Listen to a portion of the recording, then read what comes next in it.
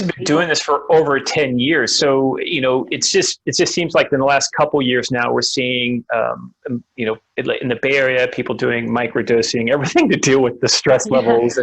And so what were some of the indications or signs that, 10 years ago that you guys saw that now I think people are waking up to around mental health in the workplace? What we saw in staff is that even in mental health services where we were, even though we were really good at, or we were getting good at applying mental health principles and mental health techniques for clients, there was an assumption that if you were a staff member, you had to be well. And that assumption didn't meet the reality. A lot of the people that we were working with, they were lovely people because they were working in mental health. I guess that's why they were attracted to. But some of them shouldn't have been working in mental health because it was a triggering space.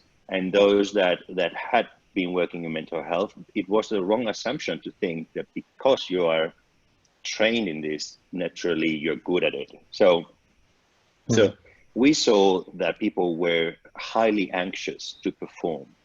They were comparing themselves to each other very much. They were not comparing their own progress, but they were comparing their progress against people next to them, and not in a wise way. They were not comparing their progress or their earnings according to the people that were coming behind them. They're always comparing themselves to people that had more experience, that had more qualifications, that rightly they were ahead of them.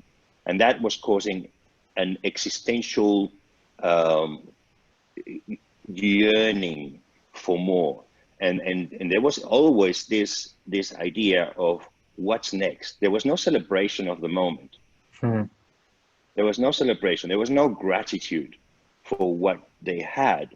And I thought, well, that's interesting, because the reason why our clients are clients is because they can't appreciate what is right in front of them.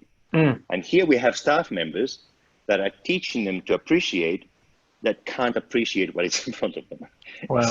So I thought we were sitting on a time bomb then, and Emi agreed with that, and there was other people agreeing with that too, and we decided, let's tackle this because this is not going to get better.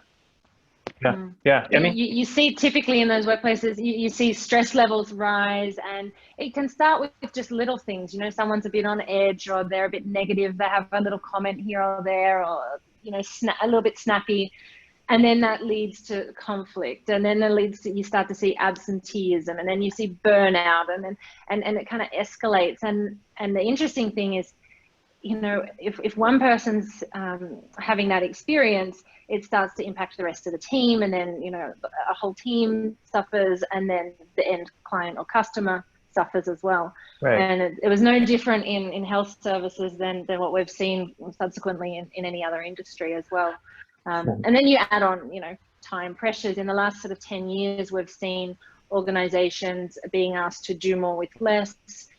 We've a number of organizations we've worked with going through restructure or many restructures, and everybody has new roles. There's uncertainty about whether they'll be able to keep their role.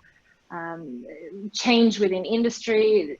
We're always we're seeing people doing the work of 3 jobs, really. What used to be done by 3 people is now done by 1, right, within the same time frame and at the same pay somehow. So we're seeing pushback hours kind of extending through the day with people shooting off emails at 5:30 in the morning. I imagine they're waking up at that time and getting straight online, and and that sends a message if you're a manager and you're doing that. I mean, I definitely work with a lot of leaders. In fact, just this week I was in New York working with a group, and it's interesting because the word manage, right, to manage comes, the origin of the word really is to cope with, right? So the question is, as managers, what am I doing to create the environment to allow my staff to cope more effectively, to be more present, to be able to work through the struggles? And then the other part of that too, and again, I want to ask people in the community, if you're listening, to feel free to ask questions, because I'll be popping them out there to Peter. But the other part too is I've found over the last several months now, kind of doing the work I share with you around the flow science stuff. But one of the things that really struck me is the sense of helplessness that people feel. Like things like, doesn't matter what I say or what I'm going to do, nothing's going to change, which really is a big trigger for stress in the body, probably one of the biggest triggers. And especially now with the coronavirus now impacting where people are already starting to get laid off, there's a lot of uncertainty out there, and that people really feel helpless. And maybe that's probably why they're buying so much toilet paper.